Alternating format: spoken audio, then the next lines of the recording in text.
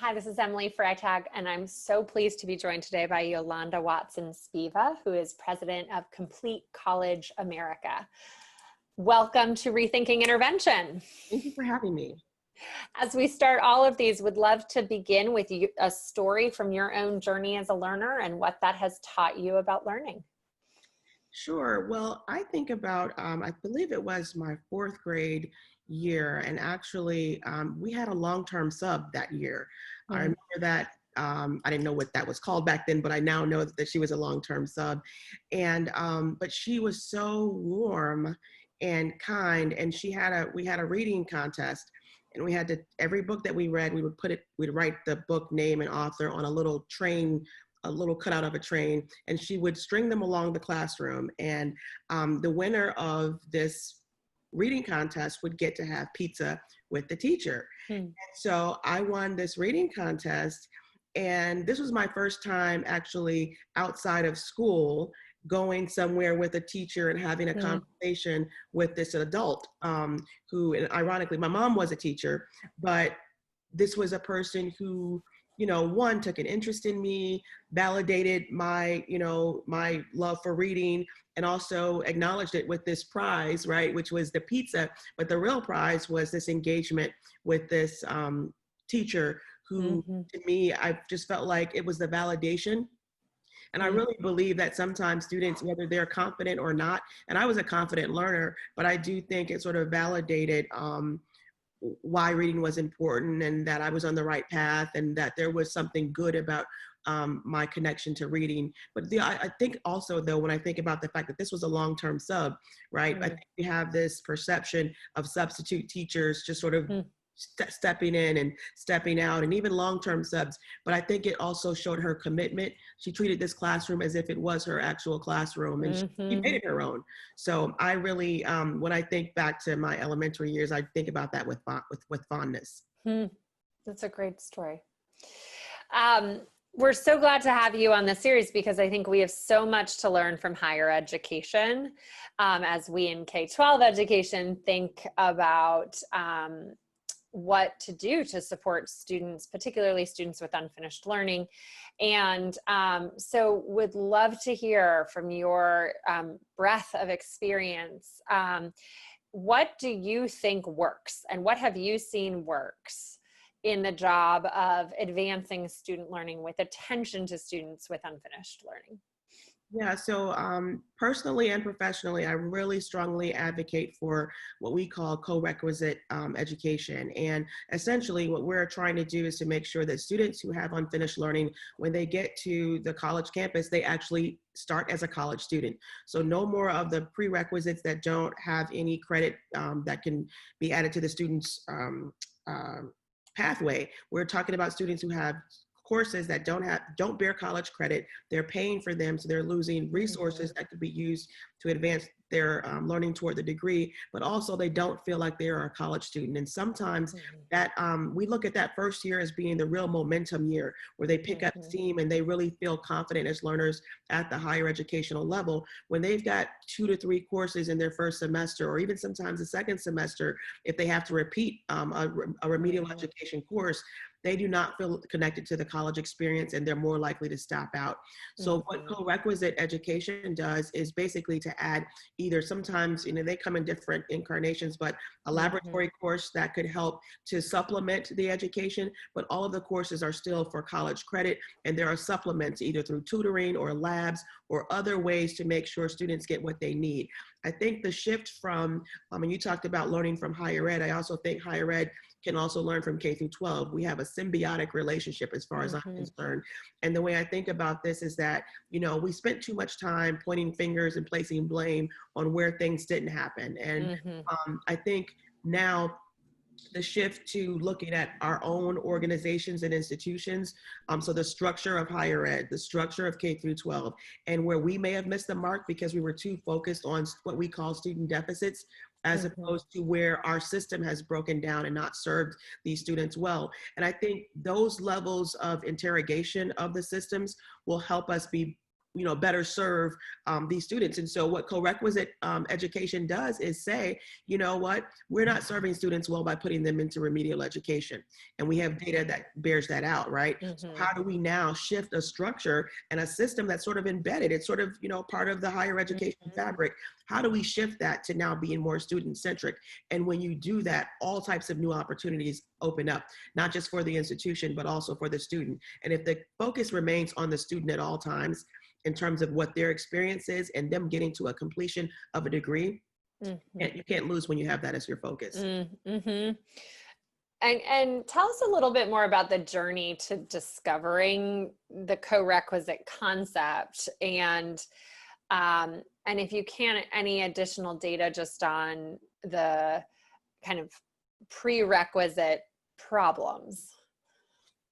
Yeah, I mean, well, there's been a lot of research and lots of folks. This was not only a CCA situation. I would say there are a number of confluence of events and studies and research that have shown that students are more likely to drop out or stop out if they are not engaged with the higher education endeavor. But I will say this, a lot of what makes students successful in college is their connection to the experience, them being able to see themselves as completers. And when you erode their sense of self as a college student, just like anything else, and you know this with high school dropouts, right? Like typically in the 5th or so grade, students begin to toy with the notion of, am I a learner, right? And especially for African-American boys in particular, that the data has borne that out. And then in middle school, they'll begin to have further erosion around themselves as a learner, especially if all of the external stimuli tell them something different. By high school, we'll see a dropout, right? It's the same thing in college, that I think because of the fact that we have really abdicated the sort of in loco parentis doctrine around who's helping students in college, we've begun this notion that college students are, even though brain development research tells us your brain isn't really fully developed till about 26, and have 17, 18-year-olds, if you're a traditional student, making decisions about the rest of their lives, and they have no idea. And so beyond the Corequisite, I also would add, we have a strategy called Purpose First, where we really talk about helping a student understand what their purpose is and how that relates to the choice of major and the type of career that they would like to engage in. So there are a number of things that I think, just in terms of why Corequisite is important, it's an efficiency, certainly, in terms of accumulating credits, but I think beyond the efficiency, there's a psychology associated with it in terms of how students see themselves. And I think that, people think that colleges make a whole lot of money off of, prereq courses. We can, argue about that. I would say, I don't think any college is placing students into prerequisite courses because they want to make money. I think we have long understood the notion that students with unfinished learning may need some additional supports, right? So when we agree on the principle, in fact, right, that's the matter. We want to make sure we can supplement students' learning. I think the only difference is that we've talked about now the how, because in the original sort of evolution of prerequisites and developmental learning or remedial education, what's happened is that, unfortunately, it hasn't had the intended impact or outcome that we had looked for in the beginning. So I think that's part of the evolution of how Corequisite came to be. It just was a matter of, okay, we still have the same goal in mind. How do we do that in a different way that immediately engages a student, helps to continue to accelerate their momentum, and doesn't get them out of the game early on where they end up stopping out of college? So helpful and so relevant for a rethinking intervention conversation. Can you paint a little bit of a concrete picture of what this might look like, just for those who are wrapping their head around like the idea of corequisites? And maybe we just anchor to like a common former remedial course of, remedial math or something like that. Like what's the new vision? Yeah, so it can take many forms. I will give you an example for developmental math. If you are in math, 103, whatever, right? And so you have that traditional course, And of course, this depends on whether you're in a big public or in a small private, it varies, but you'll typically have, if there's a TA who's assisting, and this is another thing also, the instructor for the remedial course, because we also have the questions about, well, what happens to our entire support structure that teaches these courses? We don't want to lay them off or have them be displaced. You can now just place them in a different role. So if you're doing your classes Monday, Wednesday, Friday for this math course, Tuesday and Thursday could be an additional laboratory where the student actually goes to the math lab. So it could be facilitated by one instructor, or formerly the remedial course instructor, who's overseeing students who are working on, and it could be computer-based learning, right? So it's self-paced. They're able to engage with software that will tell them why they got the problem wrong. You know, it'll have them to continue to go back and earn points for getting the correct answer. They can access the professor or the instructor in that class, but essentially they're still staying on pace with their regular course. So there's also information being shared.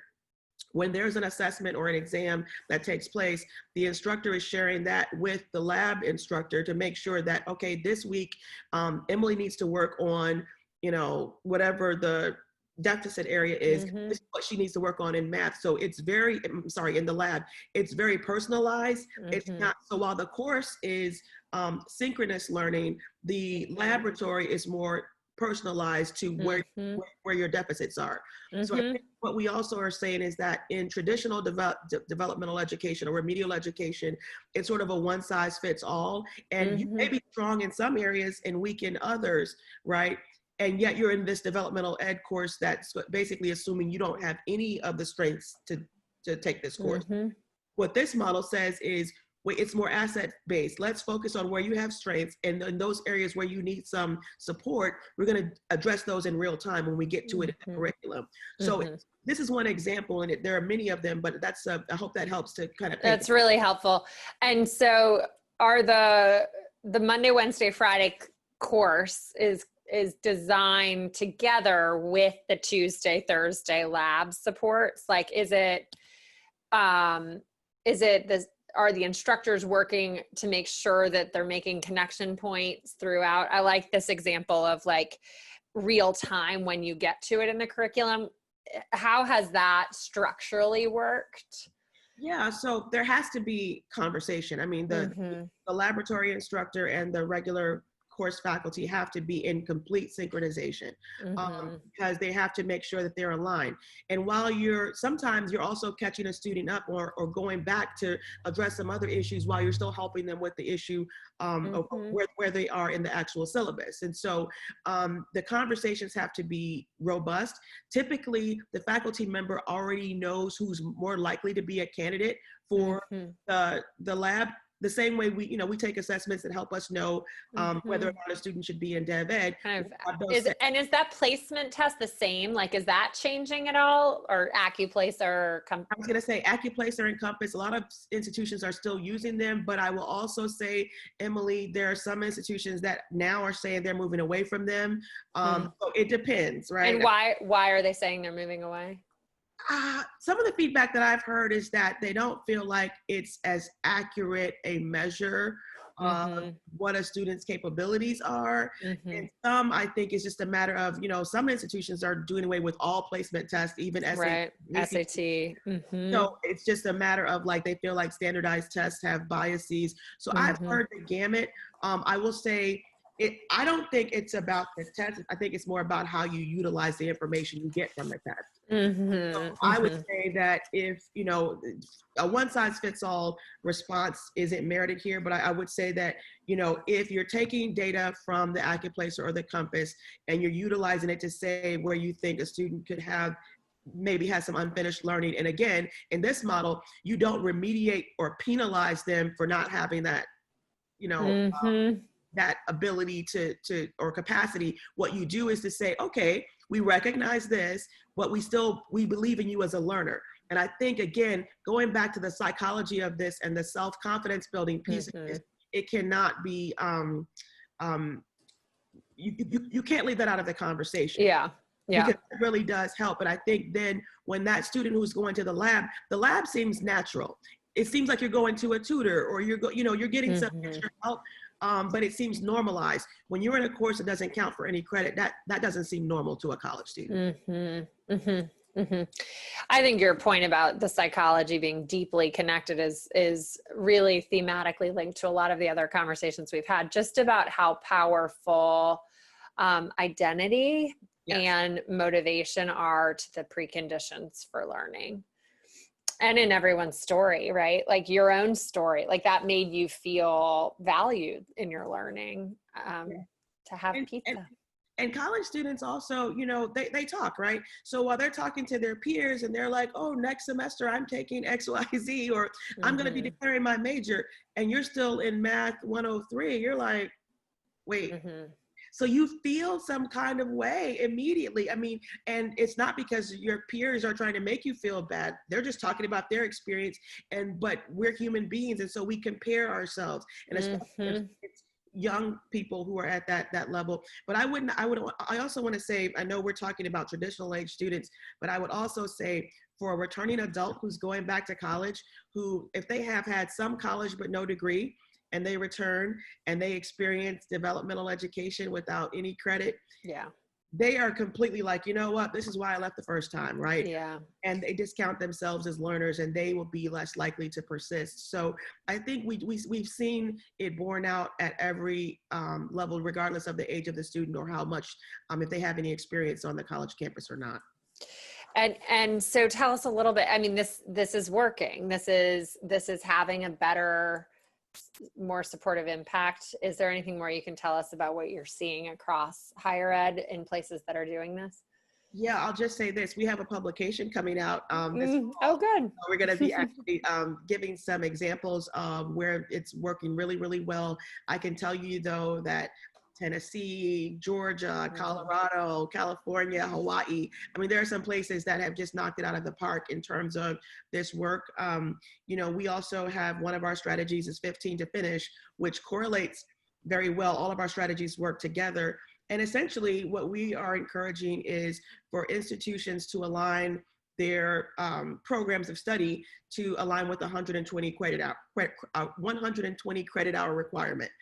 And the reason why is because that equates to about 15 credits per term if you're on a semester system, and then you can flex it if you're on a different type of schedule.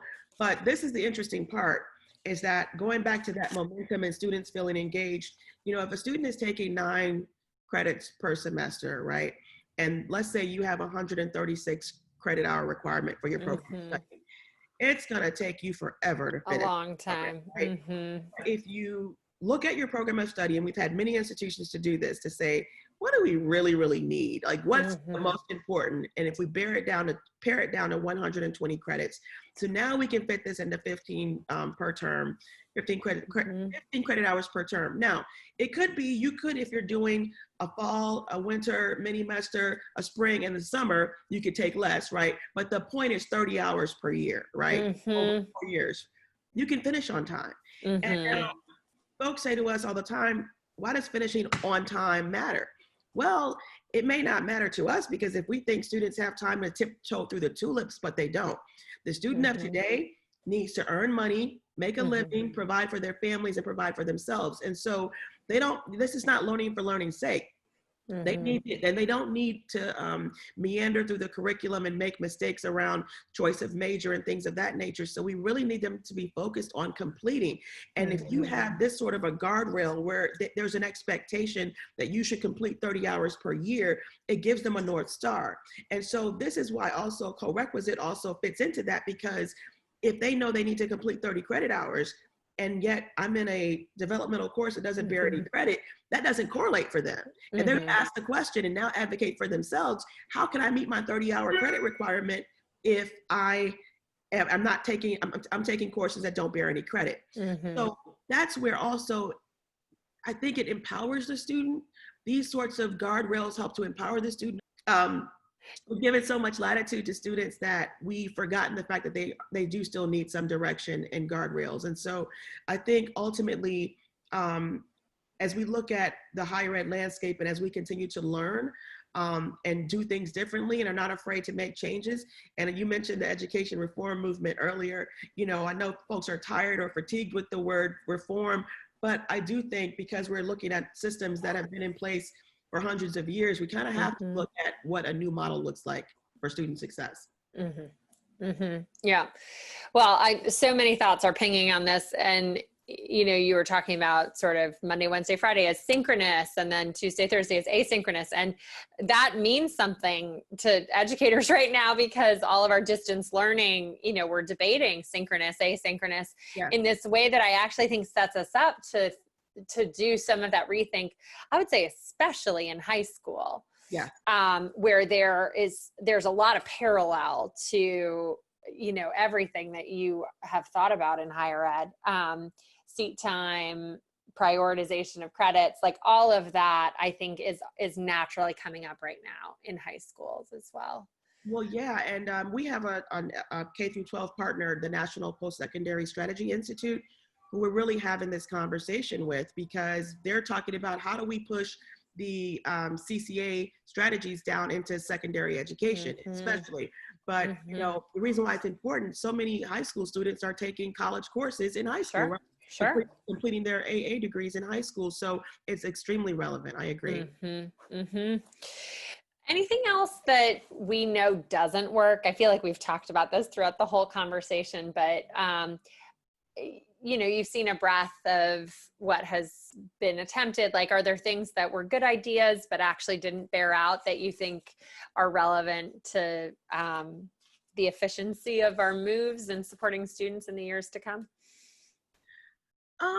I guess I would frame it a little bit differently, to just say that I think we need to listen to students more. I mean, their feelings and feedback about their experience is relevant. And I think we've sort of taken a sage on the stage mentality when it comes to students, as opposed to, wait, let's be more Socratic about this and learn from what our students have to say. And so I think that, to me, what's not worked, going back to your question, is us thinking we have all the answers, right? And as our students, whether it's a student that's acting out, that's data, that's information. Whether it's a student who's having a social issue, whether it's hunger or home, displacement from their home, that's data, that's information. And it's those sorts of data and feedback and information have told us, hey, we might need to make sure there's a food pantry in the school district, right? This information tells us, oh, we might need to implement an after-school program. Oh, these data tell us we might need to have an early childhood program for pre-K. So if you think about the best programs that have evolved over time, they came from information that we got from students, either directly or indirectly. So I would say for us in the future to continue to listen to our students, tap into them, understand their experience, and not be afraid to then develop policies and programs that are responsive to that. I think that is a great push. Thank you so much for being a part of this conversation, and we'll look forward to seeing that publication coming out later this fall, and continuing to learn together in community. Absolutely. Thank you so much, Emily. Look forward to the continued partnership. Thank you.